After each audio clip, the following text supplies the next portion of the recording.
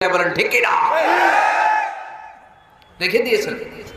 কাঁদতে লাগলেন, আল্লাহ আগের উম্মতেরা হায়াত পেয়েছে 1000 বছর, ইবাদত করেছে বেশি, আমার উম্মতেরা 60 আর 70 এর মাঝখানে মরলে এদের নসিবে কি হবে?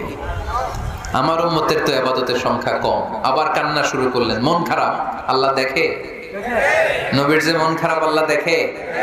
আল্লাহ নাজিল করলেন, ইন্না আনজালনাহু ফি লাইলাতিল কদরি ওয়া মা আদরাকা মা লাইলাতুল কদর লাইলাতুল কদরি খায়রুম মিন আলফি শাহর। সুবহানাল্লাহ পড়েন।